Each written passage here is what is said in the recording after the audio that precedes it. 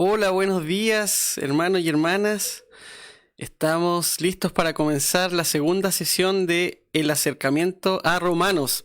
Así que bienvenidos, bienvenidas a todos y a todas a esta segunda jornada del taller en una mañana nublada de Santiago. Así que le damos la bienvenida a todos para comenzar esta segunda jornada.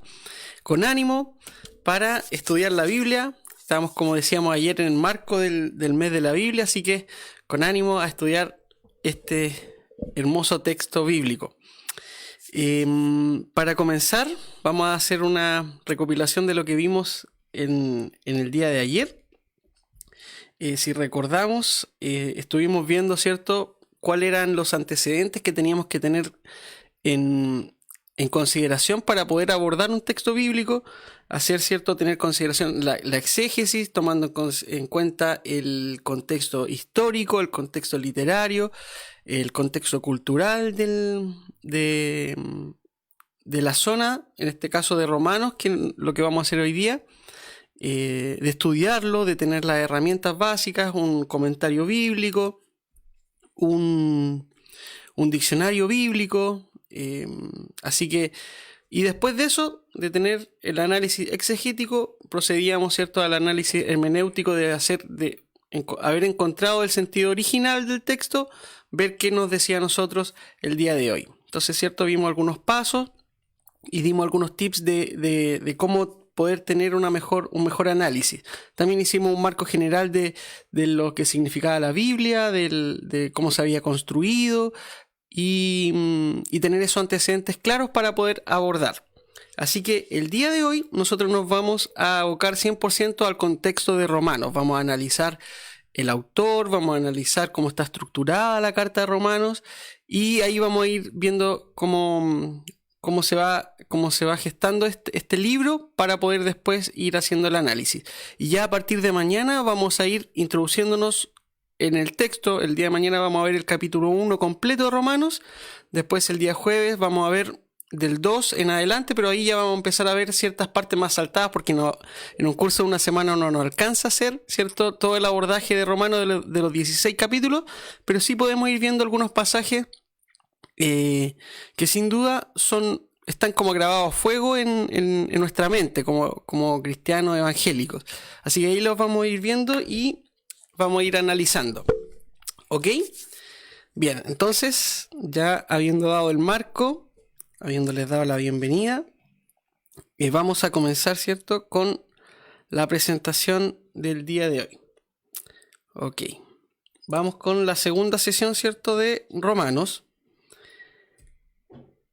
Y yo quería comenzar primero viendo la estructura, ¿cierto?, de la carta, pero haciendo alusión a por qué es tan importante estudiar Romanos, por ejemplo, en este tiempo, en esta era.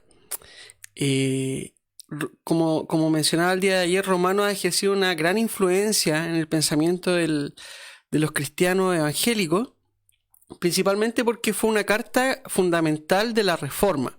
De hecho, Martín Lutero, el gran reformador, ¿cierto?, definió a la carta de los Romanos como el más puro evangelio.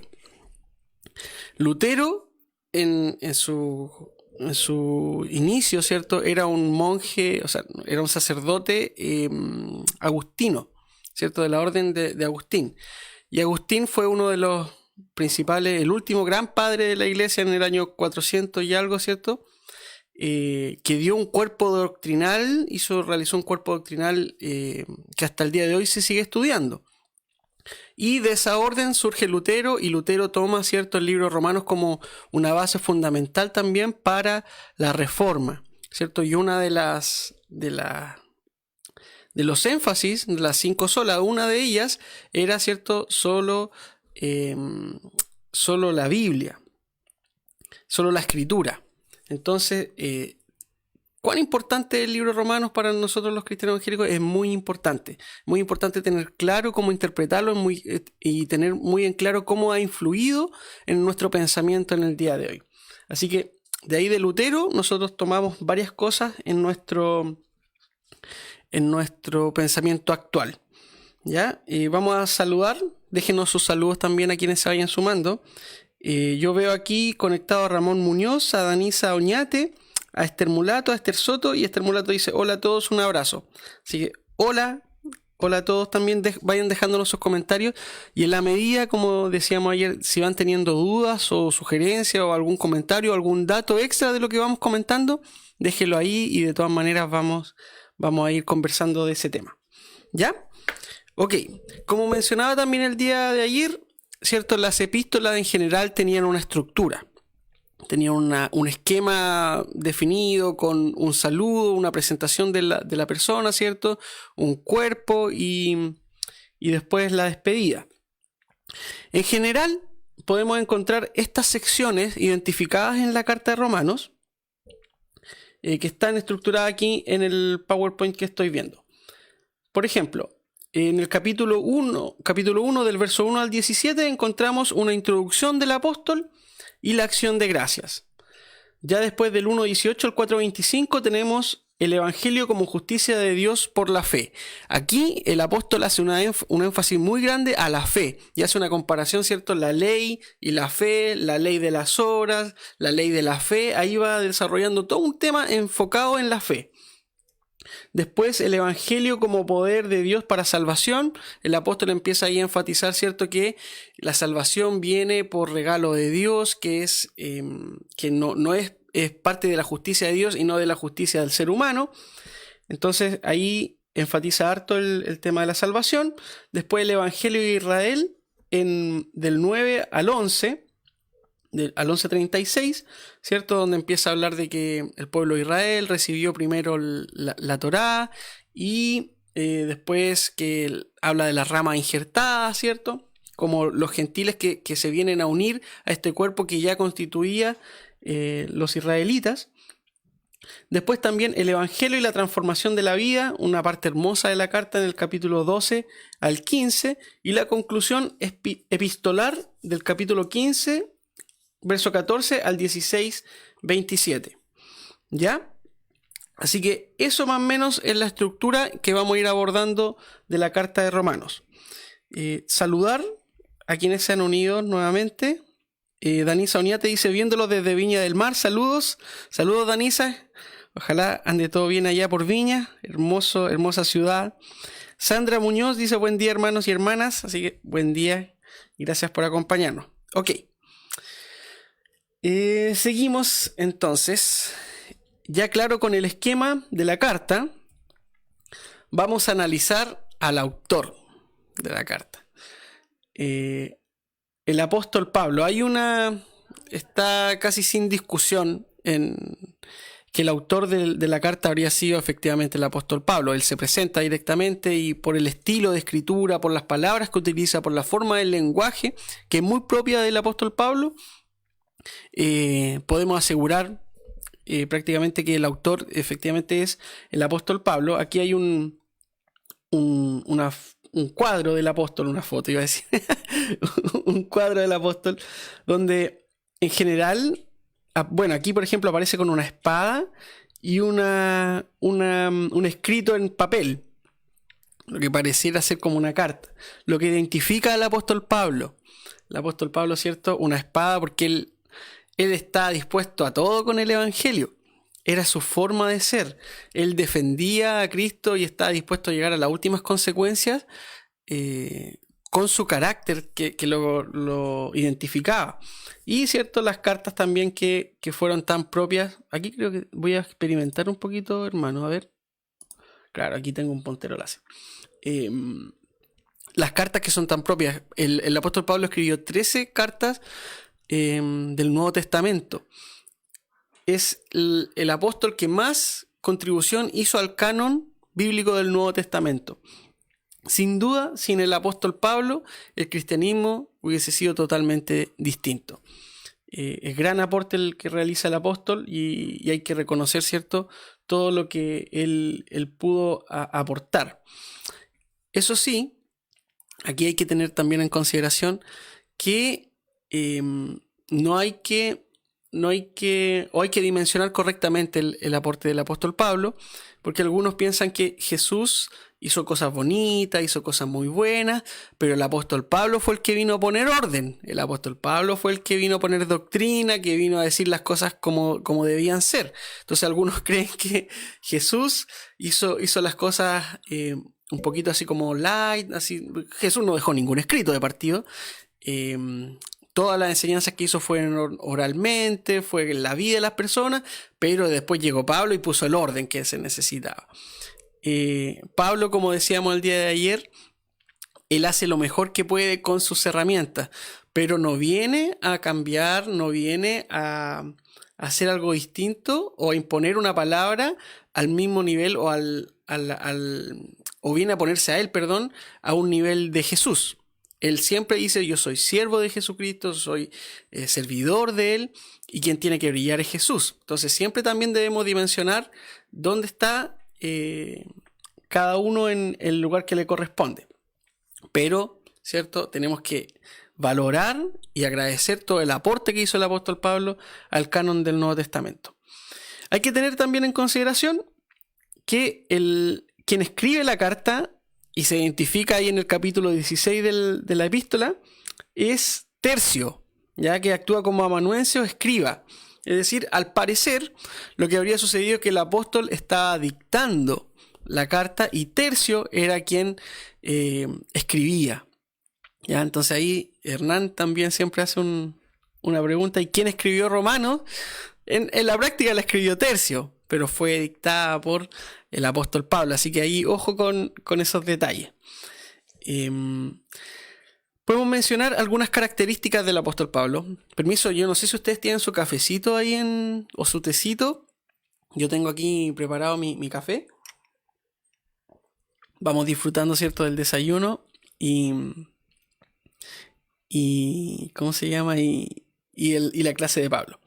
Ok, entonces vamos a mencionar algunas características de Pablo. Pablo, ¿cierto?, dice incluso la escritura que él era fariseo de formación y fue formado a los pies de Gamaliel. Gamaliel era un maestro totalmente respetado en la comunidad judía, un anciano considerado muy sabio. De hecho, aparecen en el libro de los Hechos actuando con prudencia frente a los seguidores de Jesús, ¿cierto? Dice: oye, veamos qué es lo que sucede con estos seguidores de Jesús, porque si no es de Dios, esto se va a apagar y no va a quedar en nada, pero si en realidad esto que están diciendo los seguidores de Jesús es real, esto va a permanecer en el tiempo, así que tengamos ojo. Así era de prudente Gamaliel, y así fue formado con el apóstol. Él formó al apóstol Pablo.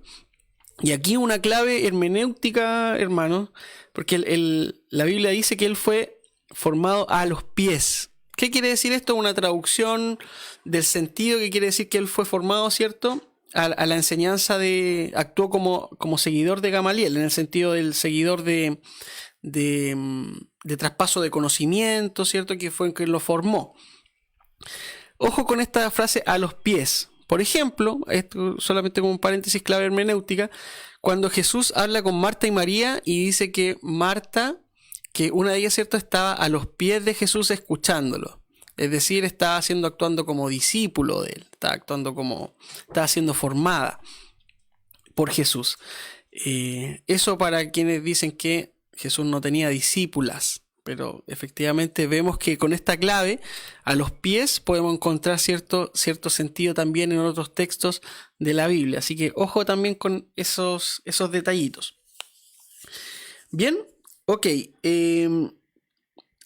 Decir que otra característica de Pablo: él era contemporáneo de Jesús. Habría tenido más o menos la misma edad de Jesús, ¿ya? Así que habrían sido... Habrían nacido en un periodo similar, así que habrían crecido más o menos con la misma formación en cuanto al crecimiento en edad. Otro dato es que Pablo era ciudadano romano, y eso no es menor, porque al ser ciudadano romano se le abrían muchas más posibilidades que cualquier otro apóstol. Tenía otras posibilidades, tenía otro privilegio, tenía otro estatus el apóstol Pablo. De hecho, había una característica propia de los romanos que era la vestimenta. Ellos podían vestirse con toga, cosa que no podían hacer otros. Por ejemplo, las mujeres tenían prohibido eso, los esclavos también. O sea, era marcado socialmente cuando tú eras un ciudadano romano o no. Era importante si tú eras ciudadano romano o no. No solamente el estatus social, también en cuanto a tus derechos. Por ejemplo, podías votar. También podías apelar al Tribunal Supremo en el caso de algún juicio, ¿ya? Entonces, no es menor el estatus que tenía Pablo en la estructura social. O sea, él era perteneciente y tenía los derechos de participar en el imperio más grande del mundo conocido en ese momento. Entonces, ojo, también tenemos que tener en consideración esto de la ciudadanía romana de Pablo. Otra característica del apóstol es que él tiene una cosmovisión dualista. ¿Qué quiere decir esto? Que él miraba el mundo en dos planos, blanco-negro. En general, para Pablo no existen matices, no hay grises, no hay gris claro, gris oscuro, no. Es blanco o es negro. O tú eres culto o eres inculto. No hay alguien término medio. En la jerga futbolística, o eres del Colo o eres de la U. Pero no existe Unión Española, no existe Palestino, no. Tú eres o de este bando, ¿ya? Entonces nosotros vamos a ir encontrando en el desarrollo de la carta de Romanos cómo él va plasmando esa visión dualista en su pensamiento y va poniendo, oye, si tú eres bueno, eres muy bueno, pero si eres malo, eres lo peor del mundo. Eres depravado, eres desobediente con los padres, ¿cómo se llama? Eres idólatra, eres lo peor. En cambio, si eres bueno, eres santo, guardas los mandamientos, guardas los preceptos de Dios. Entonces, él se juega en esta visión dualista de muy bueno, muy malo, blanco, negro, ¿ya? Eso es una visión propia del apóstol. Y otro punto es que el apóstol era una persona de firmes convicciones, eso no cabe duda. No esconde su pasado tampoco el apóstol, porque incluso, ¿cierto? En Hechos podemos ver toda la historia del apóstol, que él tenía tan firmes sus convicciones que estaba dispuesto a matar sin ningún problema por lo que él creía. Pero estaba dispuesto a matar y a morir. ¿Ya? Pablo podía llegar hasta las últimas consecuencias por sus creencias. Él estuvo presente, ¿cierto?, en el martirio de Esteban y conoce y tiene este encuentro con Jesús de una manera abrupta, yendo a buscar, ¿cierto?, a cristianos para matarlos. O sea, ese era el pensamiento de Pablo. Si tú no piensas como yo, porque estás equivocado, yo te mato. Ese era el pensamiento de Pablo, radical completamente. Era muy firme. ¿Ya? Entonces hay que tener en consideración este ímpetu que tenía Pablo. Y esta personalidad que tenía, este carácter que tenía, lo llevó finalmente a avanzar tanto y a dar tanto por el cristianismo. Entonces ahí, ojo, uno a veces dice, oye, esta persona que tiene un carácter complicado, que aquí, que allá, pero ese carácter muchas veces te puede llevar a hacer cosas muy importantes, ¿ya? Entonces ahí, ojo, hay que controlarnos, eso sí, si se nos va de repente el carácter, pero en general esto lo ayudó a Pablo para lograr lo que logró, para avanzar lo que quiso realizar. Él se proponía algo y lo hacía, ¿ya? No era de que hoy día amanecí medio desganado, hoy día no tengo ganas de propagar el evangelio. No. Pablo, llueve, truene, haga calor, haga frío, Pablo iba a estar ahí. Pablo lo apedreaban y el otro día iba a predicar. Pablo era encarcelado y cantaba himnos encarcelado. Entonces, no es una persona frágil, no es una persona de convicciones volátiles. De hecho, no tiene problema Pablo de plantarse frente a los líderes de la iglesia, como el apóstol Pedro, y decirle: tú estás actuando mal. Porque cuando estaban los griegos acá contigo, tú actuabas de una manera, ¿cierto? Compartías en la mesa, no tenías ningún problema, pero llegaron los judíos de Jerusalén y tú cambiaste tu comportamiento. Y eso no se hace, le dice. E incluso arrastraste a Bernabé. Él no tiene problema de decir las cosas de frente, él no tiene problema de decirle a quien sea que está actuando mal. Así que ojo con el apóstol Pablo, porque esa personalidad él la plasma en sus escritos, ¿ya? Y tenemos que tener en consideración, como les digo, ese carácter que tiene, esa forma de ver la vida del apóstol que va, ¿cómo se llama? Va tomando forma en el texto bíblico, ¿ya? Hay algunos que creen, ¿cierto? O toman que esta es la forma que debería ser un cristiano. Porque un cristiano no puede ser tibio, ni frío, ni dependiendo del clima, o transar sus convicciones. Entonces, ante cualquier atisbo de algo medio raro, lanzan, ¿cierto? Lanzan, como se dice en chileno, la pachotada, ¿cierto? Y dejan la conversación hasta ahí, no hay diálogo, y no hay apertura, y no hay forma de conversar. Ahora, esta es, como les digo, es una forma del apóstol, ¿ya? Todos tenemos nuestra forma y Dios trabaja con nuestras formas en forma personal. Eso es lo bonito de Jesús y de Dios, que trabaja con nuestras personalidades. ¿Ya? Uno no tiene que convertirse en un Pablo, uno es como es y Dios trabaja con esa forma. Por ejemplo, a Pablo se le presentó Jesús de forma violenta, ¿cierto? En el camino a Damasco, ¿cierto? Se le apareció, lo botó del caballo, lo dejó ciego, y esa experiencia de encuentro que tuvo de esa manera violenta fue lo que hizo cambiar al apóstol. Porque lo más probable es que si un discípulo de Jesús se sentaba a conversar con Pablo, no lo iba a convencer. Necesitaba una experiencia como esa para cambiar su manera de ser, para cambiar su visión sobre el cristianismo. Si no, hubiese sido difícil. Otra personalidad, como Lutero, por ejemplo. Lutero tiene una personalidad muy parecida a la de Pablo. También tiene este componente de firmes convicciones, de una persona que le amoldó mucho, o sea, le acomodó mucho la forma de ser de Pablo, de ver las cosas de Pablo. Lutero también tiene una experiencia de conversión en una tormenta, cuando él pensó que se iba a morir. Y en medio de esa tormenta él dijo, bueno, Dios, si tú me... O en realidad creo que le rezó a una virgen. Si tú me salvas, dice... yo voy a servirte. Y ahí dejó ¿cierto? El estudio de leyes y se dedicó al sacerdocio. Pero son experiencias de personas que tienen que vivir experiencias radicales, experiencias fuertes para poder cambiar su vida y tomar otro rumbo. ¿Ya?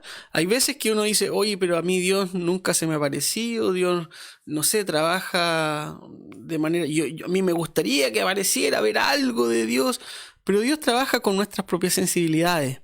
Si usted cree, es porque Dios también ha trabajado con esa forma de su personalidad. Y no necesariamente tiene que trabajar igual que Pablo, Dios con nosotros. O sea, no trabaja con Pablo como podría trabajar con nosotros, porque Él trabaja con las distintas sensibilidades y las distintas personalidades. Pero Pablo, al ser un hombre de firmes convicciones, al ser un hombre, ¿cierto?, que no transaba, no conversaba, necesitaba esta experiencia violenta, esta experiencia abrupta de cambio, donde él finalmente, cierto, a través de esa maravillosa historia después que deja el libro de Hechos, que él queda ciego por 3 días y después vuelve a ver, porque él ve el mundo ahora de una manera distinta, ¿cierto? Esos 3 días, símil de la resurrección de Cristo, él pasó 3 días en tinieblas, pasó 3 días en oscuridad, lo cual le sirvió para analizarse, y después de esos 3 días él recobró la vista, pero ya veía el mundo de manera distinta. Lindo relato, linda experiencia del apóstol. Pero él así es él. Ya, voy a ir saludando a quienes se van conectando. Yajaira Figueroa, Samuel Salazar, Giovanni Calbuen, Rosalba Manríquez. Rosalba nos dice: hola, buenos días, hermano, bendiciones. Bendiciones, hermana Rosalba Yalota. Muchos saludos. Yajaira Figueroa dice: Yajaira en línea. Besitos, hermanos y hermanas. Así que saludos también, hermana Yajaira. Y Nilda Cid también se conecta. Así que un abrazo y un saludo para todos. Seguimos entonces estudiando al apóstol Pablo. Ok, también hay que tener en consideración otro aspecto del apóstol. El apóstol Pablo tiene a favor su gran capacidad y su gran formación intelectual.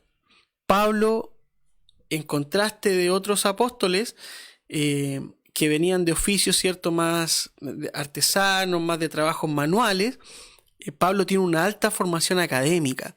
Pablo como decíamos, fue formado a los pies de Gamaliel, entonces era una persona intelectualmente muy capaz, o sea, él había adquirido mucho conocimiento, él era de Tarso, él conocía otras realidades, conocía otro mundo, él podía plantarse entre los griegos y debatir con ellos. Una característica que no podían hacer los otros apóstoles, por su formación, por su crecimiento. El apóstol, en cambio, tiene esa posibilidad de debatir, de rebatir, de desarrollar pensamientos teológicos profundos. Y en ese sentido el apóstol da un gran aporte al cristianismo. Como decíamos, sin él hubiese sido completamente distinto. Pero también tener en consideración que él vuelca todo su judaísmo, él vuelca toda su personalidad ahora a la misión cristiana, ¿ya? Entonces, él viene con esta mochila de su judaísmo, él viene con la mochila de su formación académica, de su formación intelectual, para volcarla al cristianismo, ¿ya? La visión judía, recordemos que era súper excluyente. La visión judía es que ellos eran el pueblo escogido y el resto eran paganos. Ellos solamente conocían a Dios y el resto no tenía idea de Dios. ¿Por qué? Porque a ellos se le había dado la Torá. Ellos conocían la ley de Dios y a través de la ley, de la obediencia a la ley, el pueblo judío tenía comunión con Dios. Ellos conocían a Dios y ellos podían ser obedientes si permanecían fieles a la Torá. Ese era el pensamiento judío. Entonces hay algunas cosas que él conserva del judaísmo y las traslada al cristianismo, y ahí hay que tener mucho ojo con eso, hermanos, lo que decíamos, en la carga que realiza el apóstol después en su cristianismo, ¿ya? Pero de todas maneras Pablo hace un quiebre, porque él después dice, cierto, no hay judío ni griego en Gálatas. Él tiene una apertura diferente, pero también, como decíamos, él tiene otra influencia de su judaísmo. También comentar que la muerte del apóstol Pablo está, según la tradición, dicen que habría muerto en el año 64 después de Cristo. Según lo que se dice, habría sido decapitado en Roma. No queda claro, algunos dicen que esa es la teoría más aceptada, otros dicen que habría muerto de manera anónima en una revuelta. Porque en ese tiempo, ¿cierto? Se estaba generando varias persecuciones. De hecho, Nerón culpa a los cristianos de quemar Roma. Entonces, es un escenario complejo para los cristianos. Y él podría haber muerto en una de estas acusaciones y muertes masivas de cristianos. Pero no lo menciona el texto bíblico. De hecho, el libro que basa y cuenta toda la historia de los apóstoles, principalmente de Pedro y de Pablo, pero más de Pablo, el libro de Hechos de los Apóstoles, ¿cierto?, no comenta la muerte de Pablo. Y eso, que la muerte de Pablo habría ocurrido antes de la escritura del libro de Hechos. Entonces, curiosamente, el libro de Hechos termina cuando Pablo, ¿cierto?, es arrestado y permanece prisionero con un tipo de arresto domiciliario en Roma, pero no comenta cómo muere. ¿Ya? Ok, seguimos avanzando. Ya analizamos, ¿cierto?, al apóstol, que tenemos que tener en consideración cómo era su forma de ser. Bien, la carta a los romanos fue redactada probablemente, ¿cierto?, en Corinto, mientras el apóstol Pablo se dirigía a Jerusalén. Él mismo comenta, él dice, ¿cierto?, que había realizado una colecta desde las distintas iglesias que él había recorrido y había recolectado una ofrenda para la comunidad de Jerusalén. Y en ese trayecto, en el cual él va camino a Jerusalén, que es el fin del tercer viaje misionero de Pablo, escribe esta carta a los romanos. Es decir, bajando hacia Jerusalén, él escribe hacia los romanos, también queriendo decirles que, oye, yo tengo todas las ganas de ir para ver a ustedes después de Jerusalén. Y él menciona en la misma carta a los romanos que su intención es viajar a España. Ya esto también está comentado en el libro de Hechos, capítulo 19, verso 21, y en el 20, 16. ¿Ya? esto habría sido, ¿cierto?, los antecedentes de cómo él escribe la carta. La fecha de redacción, aproximadamente todos coinciden, no hay una fecha exacta, pero más o menos debió haber estado en el año 57. Y ojo que lo que decíamos que esta carta es anterior a los escritos de los evangelios, ¿ya? Por eso no encontramos referencias de Pablo aluciendo a los relatos del evangelio directamente, como sí cita el Antiguo Testamento. Cita a los profetas, cita a Isaías, cita a Deuteronomio, ¿cierto? Cita a distintas partes del Antiguo Testamento, pero no cita los evangelios de Mateo, Marcos, Lucas y Juan. ¿Por qué? Porque no habían sido escritos. ¿Ya? Eso también tenemos que tener en consideración. Aquí hay algunos comentarios que van llegando. Víctor, se sumó Nancy Mulato, mi tía, un abrazo tía. Víctor Riveros, María Angélica Reyes, Carolina Cáceres y Kiko Siade dice: la nueva moda es volver a los rituales de la religión judía. Hay pastoras que usan la bandera del Estado político en los púlpitos. Sí, hay una corriente fuerte a veces, incluso uno ve en las marchas evangélicas gente que anda con las banderas de Israel. Efectivamente, Kiko, esa es una tendencia que hay también dentro de la rama evangélica. Y María Angélica Reyes nos dice: buen día, excelente. Buen día también, María Angélica, qué rico que está aquí siguiendo el taller. Bien, entonces estábamos diciendo, ¿cierto?, que la fecha de redacción debe haber sido el año 57, lo más probable anterior a los evangélicos, y para que tengamos antecedente, el primer evangelio que se escribe, el evangelio de Marcos, que debió haber sido escrito en el año 60, 70 aproximadamente. Entonces, esta carta es anterior a los escritos del evangelio. Aquí una curiosidad, porque si ustedes se fijan, ¿cierto?, si ustedes toman nota de eso, el evangelio de Marcos es el evangelio más corto.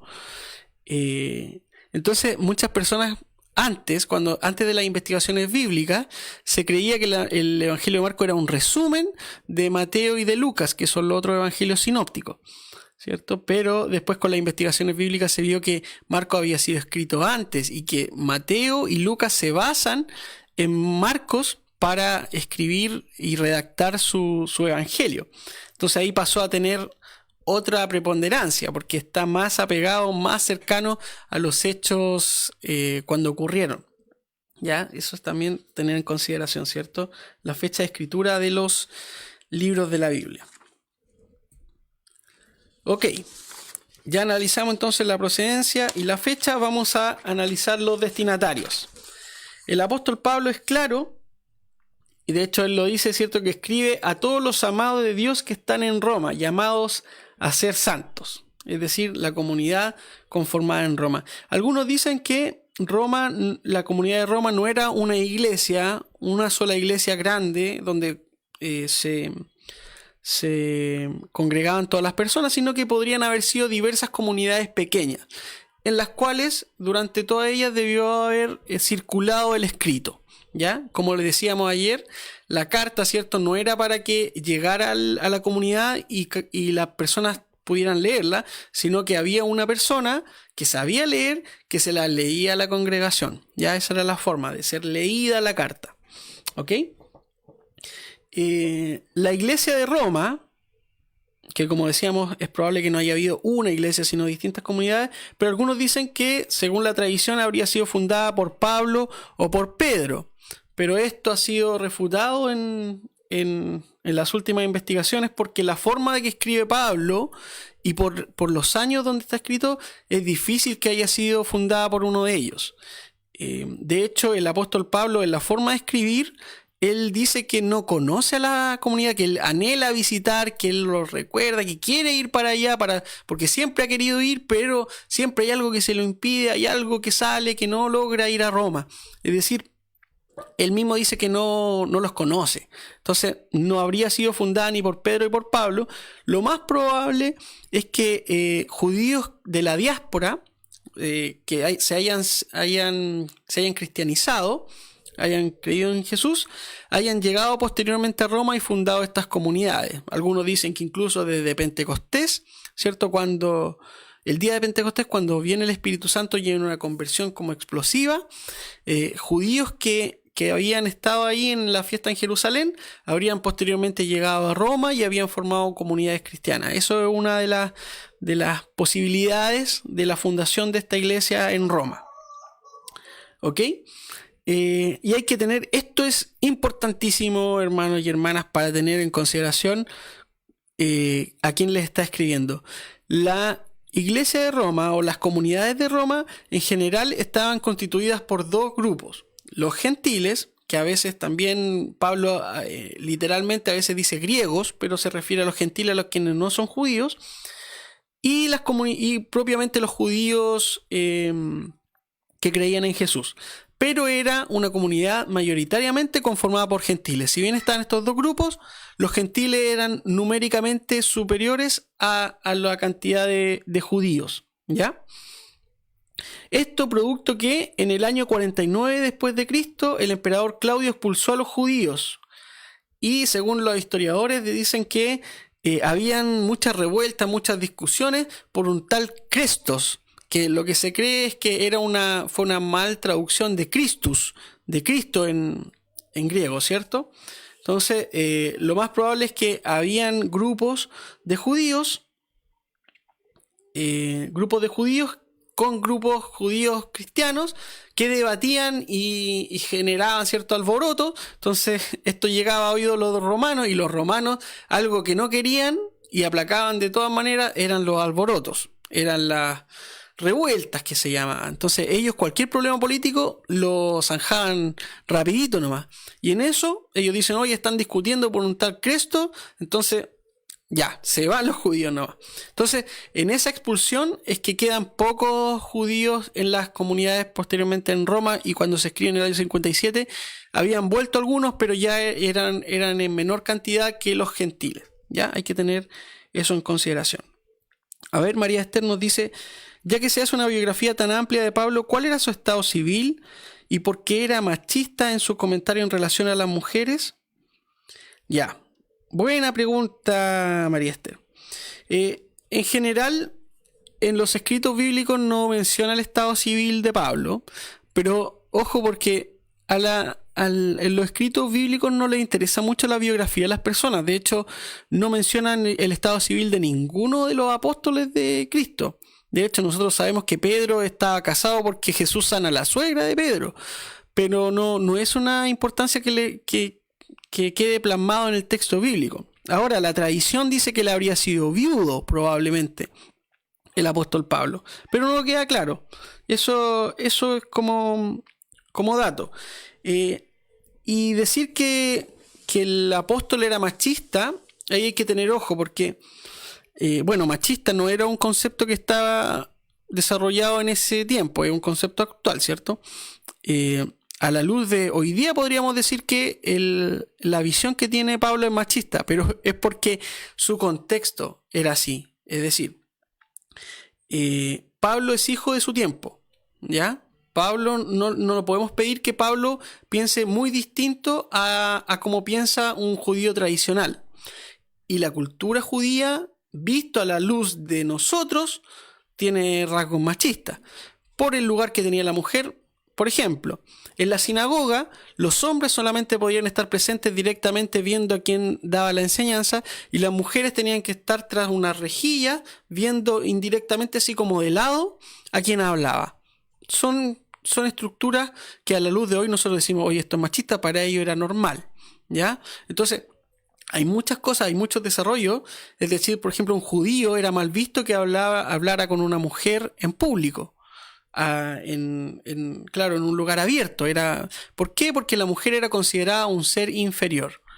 Es decir, la gente decía, oye, un hombre está perdiendo el tiempo hablando con una mujer porque las mujeres no tienen la capacidad de los hombres. Era un pensamiento totalmente equivocado y discriminador, de todas maneras. Pero para el contexto donde estaba Pablo, ese era el pensamiento que se desarrollaba. Entonces, por eso es tan importante la ruptura que hace Jesús, de cuando habla con la mujer samaritana, cuando Jesús, ¿cierto?, no tiene problema de enseñar lo que decíamos recién, enseñarle a Marta y María, hablar con ella, no tiene ningún problema, porque Jesús no hace esa diferenciación, ¿cierto? No hace esa diferenciación entre un discípulo y una discípula. Pero Pablo carga con este rasgo, carga con esta mochila, esta visión del judaísmo en sus cartas y en su forma de ver la vida. Entonces, efectivamente, a la luz de hoy podríamos encontrar que Pablo era machista, pero es porque tenemos que tener en consideración que Pablo es hijo de su tiempo, ¿ya? Y eso es lo que decíamos, la forma de interpretar los textos bíblicos el día de ayer, ¿ya? Hay que tener en consideración cómo carga con eso Pablo en sus textos, y no quiere decir necesariamente que Dios piense así, ¿ya?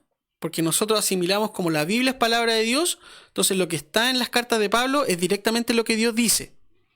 Ojo ahí, el mensaje, nosotros tenemos que rescatar y escarbar el mensaje de Jesús y de Dios para nosotros, tomando en consideración estos contextos culturales, sociales y mentales de los autores bíblicos.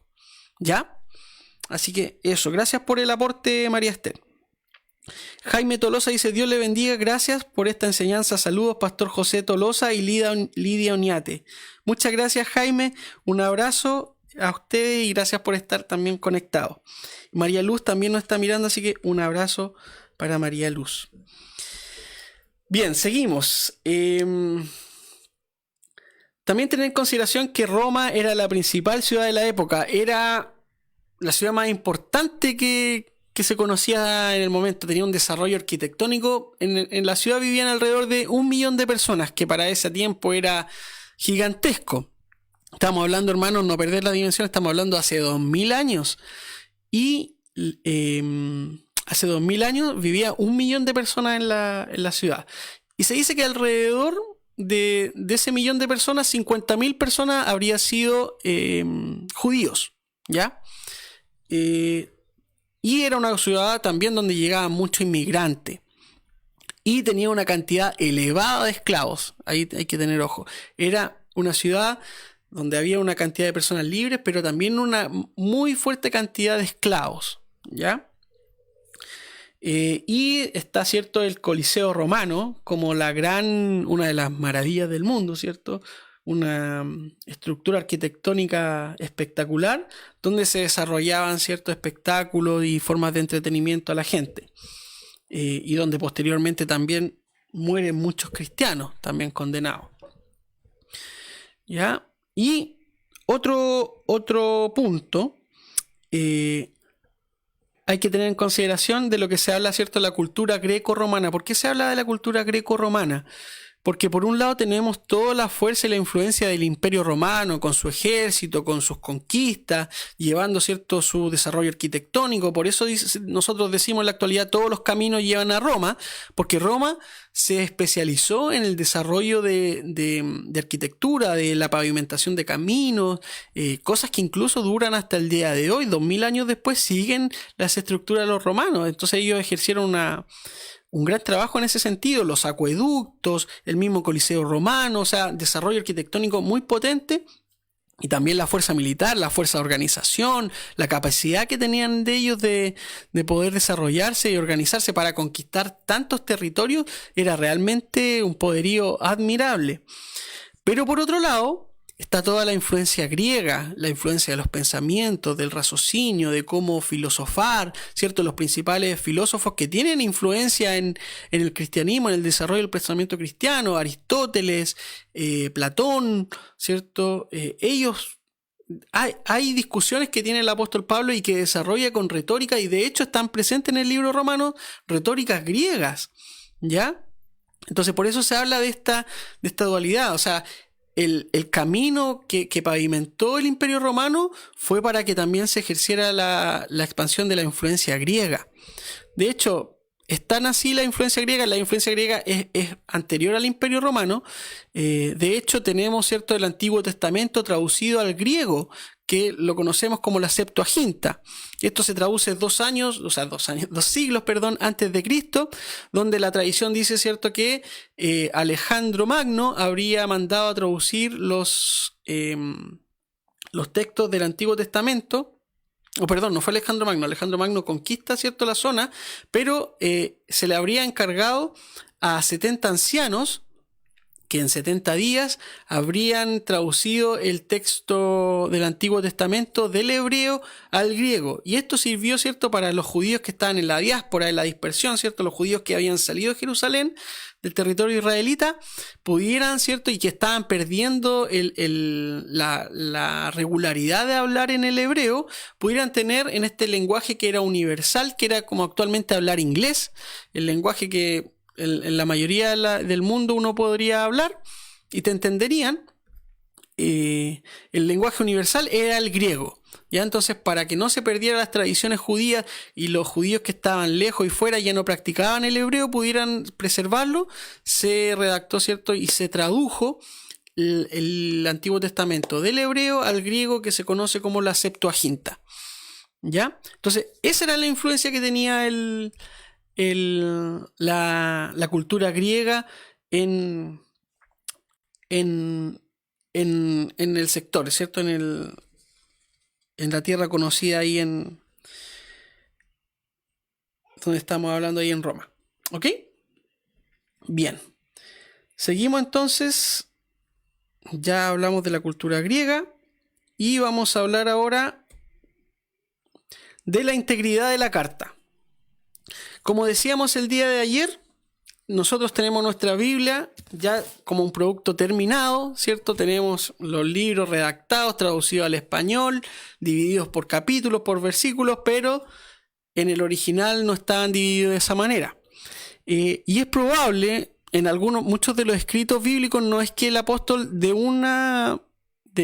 se sentó en una oportunidad y se puso a escribir toda la carta. A veces podrían haber escrito un trozo, después otro trozo, y después se juntó y tenemos la carta del día de hoy. Entonces, hay algunos que dicen que Romanos también podría tener esta estructura de ser una combinación de cartas, ¿ya? Que podría haber sido escrito una carta primero, otra carta después se juntó, y eso nosotros lo tenemos en el texto bíblico. ¿Por qué se dice esto? Por ejemplo, esta sigla que está acá, hermanos, que también aparece muchas veces en los pies de página de nuestras Biblias, quiere decir los manuscritos, ¿ya? Para que sepamos, ¿ya? Entonces, los manuscritos de la Vulgata Latina omiten la sección del capítulo 15.1 al capítulo 16, verso 23. La Vulgata Latina era la traducción, ¿cierto?, del texto al latín que realizó Jerónimo en el año 400 y algo, ¿ya? Entonces dice, oye, los manuscritos que utilizaron para la traducción de la Vulgata al latín, ¿cierto?, en el año 400 y algo por Jerónimo, no contenían la sección del capítulo 15 en adelante. Entonces ahí queda la duda de por qué no lo contenía. Si no lo contenía, entonces no está originalmente. Ahí también hay otras intervenciones en las cuales, por ejemplo, algunos padres apostólicos o principales teólogos del siglo I y II, como Tertuliano, Ireneo y Cipriano, no aluden a los capítulos 15 y 16, ¿ya? Es decir, que en sus mensajes, en su estudio, en sus desarrollos, en su análisis de los textos, ellos no tienen estudios sobre esos capítulos. Entonces también dicen, oye, ¿por qué no estaban? ¿Ya? Entonces, a partir de esto, de los manuscritos que no estaban en la Vulgata Latina y los estudios que no habían realizado los principales teólogos del siglo I y II, se dice que Romanos podría haber sido originalmente del 1 al 15 o del 1 al 14 y posteriormente se habrían añadido los últimos capítulos. Esos son teorías, hermanos, nosotros no tenemos la certeza, es por producto de la investigación bíblica que se ha dicho que podría haber sido ese escenario, pero en general se acepta que por consistencia de la carta, lo más probable es que originalmente hubiera tenido los 16 capítulos en su texto original, en su texto inicial, ¿ya? Pero hay que tener esos antecedentes de que, ojo, que algunos no pudieran haber tenido las últimas secciones de la carta, ¿ya? Sigamos. La naturaleza y género de la carta, de la epístola. Ya nosotros también hablábamos el día de ayer que Romanos es una carta para receptores particulares en situaciones específicas, ¿ya? En su contexto, en su forma de ver la vida, en su forma de estructurarse, de relacionarse, se escribe esta carta para ellos. Hay que tener eso en consideración. Y este señor que está acá, que algunos lo conocerán, es Rudolf Bultmann. Bultmann es un teólogo alemán que ha desarrollado gran influencia en el cristianismo moderno, en la investigación. De hecho, él desarrolla todo un esquema sobre la desmitologización de los evangelios, de no abocar nuestro esfuerzo al Jesús histórico y enfocarnos en el Cristo. Bueno, Bultmann, él recalca, ¿cierto?, que la epístola de los romanos se genera o se estructura, se redacta con un género literario que es la diatriba, ¿ya? Que era un género habitual entre los filósofos cínicos y estoicos, ¿ya? Y esto se ve plasmado en frases que nosotros conocemos y que están marcadas, como decíamos, en el pensamiento cristiano, cuando Pablo, ¿cierto?, hace una afirmación o una pregunta, dice, oye, ¿qué concluiremos? Que perseveraremos en el pecado para que abunde la gracia. De ninguna manera, dice, ¿cierto? Esa manera de estructurar es propia de la diatriba, ¿cierto? De rechazar, ir haciendo preguntas, poniendo un contrapunto y realizar, ¿cierto?, una conclusión. Esto también es parte de la dialéctica, ¿cierto? Poner un concepto sobre la mesa, poner un contrapunto que se enfrenten y a partir de esa confrontación yo saco una conclusión. Ese es un elemento permanente que utiliza principalmente en la primera mitad de la carta de los romanos el apóstol, para ir desarrollando, para ir plasmando lo que él quiere decir y también para convencer con sus argumentos a quienes están escuchando la carta, ¿ya? Entonces él utiliza una forma de pensamiento, de redacción, de retórica que ya estaba presente en los romanos, que era esta forma de raciocinio griego, habitual, como dice aquí, en los filósofos cínicos y estoicos, ¿cierto? De hecho, los estoicos y los epicúreos aparecen en el libro de Hechos. Entonces utiliza esta forma para dar a conocer su mensaje, ¿ya? De hecho, esta influencia, como decíamos, es tan importante esta influencia griega en el pensamiento cristiano, que lo utiliza Pablo y también lo utilizan teólogos posteriores, como la Suma Teológica de Tomás de Aquino, ¿cierto? Tomás de Aquino, uno de los principales exponentes de la escolástica, alrededor del año 1200 y algo, ¿cierto? Él desarrolla la Suma Teológica, que es un libro tremendo, no sé si ustedes lo han podido leer, donde él va desarrollando esta forma de plantear y de poder analizar la teología de un punto de vista con una retórica griega, aristotélica particularmente, donde él, ¿cierto?, va poniendo también un punto, un contrapunto, los argumentos y desarrolla posteriormente su conclusión. Y va haciendo, por ejemplo, el pecado como que un argumento de un lado, de otro, y así va desarrollando. Es realmente admirable el trabajo que hicieron estos teólogos hermanos. Así que hay que tener en consideración, ¿cierto?, que Pablo está utilizando esta retórica griega para dar a conocer su mensaje, ¿ya? Porque a veces creemos que un cristiano debería hablar así. Deberíamos hacer ese tipo como de redacciones en nuestras formas de plantear las cosas. Pero es porque Pablo está utilizando una retórica de su tiempo, ¿ya? Nosotros no es necesario que hablemos estrictamente así, sino podemos hablar normal y dar a conocer el mensaje normal. Pero tener en consideración en nuestro estudio que Pablo está utilizando estos recursos griegos, ¿ya? Formas de retórica griega. Ok, y para finalizar el día de hoy vamos a analizar el propósito de la carta, ¿cierto? Como decíamos, es muy importante tener en consideración por qué Pablo está escribiendo el libro romano. Y en general, él no lo deja tan claro en la carta, tan explícito por qué está haciendo, pero podemos tener algunos esbozos y acercamientos de por qué podría haber estado escribiendo el libro romano. Una de las teorías es que él estuviera buscando apoyo de la comunidad de Roma para la misión evangelizadora de España. Es decir, Pablo quería manifestar todo lo que él el desarrollo, el pensamiento que tenía del cristianismo para expandirlo a otras comunidades, a otros sectores geográficos, especialmente a un territorio que él no había podido llegar y que le faltaba, que era, ¿cierto?, la parte de España. Entonces, él a través de esta carta, del pensamiento, de la forma de estructurar la doctrina cristiana, quería revelarles a los romanos también cómo él podía evangelizar al resto del territorio. Entonces, que ellos a través de la carta pudieran convencerse y decir, oye, apoyemos para que este mensaje también se siga expandiendo en otras partes. Y básicamente el apoyo que necesitaría en temas de recursos, ¿cierto? Plata. Necesitará apoyo financiero para poder realizar esta expedición y esta misión evangelizadora a España. Esa es una de los potenciales propósitos. Otro propósito que podría haber tenido el apóstol al escribir Romanos es exponer ideas maduras acerca de las polémicas teológicas con los judíos, ¿cierto? Él ya está finalizando su tercer viaje misionero, entonces él está curtido ya de debates, ya había pasado por muchas sinagogas donde había explicado, ¿cierto?, el cristianismo, y seguramente había debatido mucho con judíos principalmente también, y con gentiles sobre esta forma de ver el cristianismo, este mensaje nuevo que trae de un Dios que se encarna, que vive, que imparte su mensaje, que lo matan y que después resucita.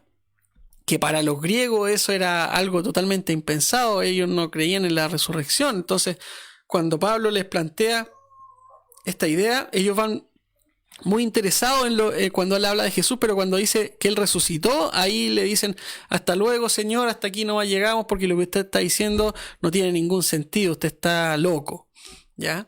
Entonces hay que tener... Pero Pablo ya había pasado por eso. Entonces ya había argumentado con gentiles, con judíos. Entonces él plasma, una de las teorías que él plasma todo eso, esas conclusiones de debate en esta carta a los romanos. Otro propósito es que esta sería la antesala del mensaje a impartir en Jerusalén, ¿ya? Pablo sabía que había mucha resistencia en Jerusalén frente a los gentiles, entonces él también podría haber preparado su mensaje o lo que él iba a compartir con los judíos en Jerusalén a través de esta carta, ¿ya? De hecho, el mismo Pablo dice, oye, espero que esta ofrenda que llevo sea bien recibida, porque recordemos que los judíos no tomaban nada que fuera de los gentiles. Para ellos todo lo que es de los gentiles es pagano y es inmundo, contamina.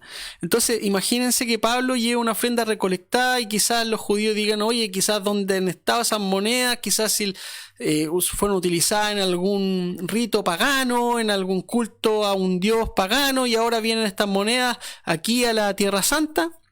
No, podría haber sido un pensamiento. Entonces él sabía que encontraba resistencia en Jerusalén, y como antesala, ¿cierto?, a ese encuentro podría haber redactado también la carta a los romanos. Y también otro propósito que podríamos encontrar en la carta es responder, ¿cierto?, a los débiles en la fe y los fuertes en la fe. Un extracto también que él hace referencia en la carta a los romanos, que los débiles en la fe serían los judíos, porque ellos están tratando de seguir impartiendo, muchos de ellos, las prácticas judías, la circuncisión, ¿cierto?, a los gentiles, que ellos deberían respetar la Torá, pero para los gentiles ellos no tienen noción de la Torá. Entonces, hay algunos que siguen, ¿cierto?, extrapolando la ley que fuera válida también para los gentiles. Entonces ahí también ellos decían, bueno, que había un ambiente de intolerancia entre los judíos y los gentiles, que no se pasaban mucho, ¿ya? Entonces, en esta pugna, en esta controversia que existía al interior de la comunidad romana, Pablo escribe para decir, oye, ya, se acabó la discusión, no se trata del judío, no se trata del gentil, no se trata de la Torá, se trata de la fe, no se trata de las obras, sino que se trata de creer en y ser fiel al mensaje de Jesús, ¿ya? Eso podría haber sido el propósito. Y con eso finalizamos la jornada del día de hoy, la segunda sesión. Espero que haya quedado claro. Cualquier duda ustedes me pueden escribir. Si hay algún tema que quisieran seguir comentando, lo podemos hacer. Aquí creo que tengo una pregunta. Dice, ¿qué son los estoicos y epicúreos? Ya, los estoicos y los epicúreos eran grupos de filósofos de griegos, ¿ya? Que están presentes, ¿cierto? Como decíamos, en la cultura griega y la influencia del pensamiento griego. Y a esos pensamientos los estoicos eran apegados a las normas, eran apegados, ¿cierto?, a la estructura, y los epicúreos eran dados al placer, al sentir, ¿ya? Y estos pensamientos tenían influencias en las personas, y a estos también se enfrenta o le imparte el mensaje Pablo, ¿ya? Eran grupos griegos filosóficos. También María Esther nos pregunta qué es retórica. Retórica es una herramienta de persuasión o una manera de expresarse, de dar a conocer una idea, ¿ya? Y esto es una técnica que utilizaban, que eso sí no es propia de los griegos. Esta forma de hacerlo, eso sí, la ocupa Pablo a través de los griegos para dar a conocer su mensaje. Es una forma de dar a conocer un mensaje. Ya son técnicas, son herramientas que utiliza el apóstol. Y en esta herramienta de la retórica es que él pone, ¿cierto?, esta diatriba que forma como un imaginario, por ejemplo, un personaje ficticio, y a eso le va planteando una pregunta y va contestando, y a eso agrega una conclusión, ¿cierto? Por ejemplo, cuando él dice, ¿cierto?, entonces, la justicia del hombre, Dios es injusto porque está condenando al hombre a pesar de que el hombre no tiene, el hombre es injusto, entonces Dios lo hizo injusto, ¿por qué lo condena? No, pues él dice, no se trata de eso. Entonces, él plantea un punto, un contrapunto, a través de una pregunta la desarrolla y llega a una conclusión. ¿Ya? Esa es la retórica, la forma en que da a conocer su mensaje, que en este caso es la diatriba. ¿Ya? Eso, hermanos y hermanas.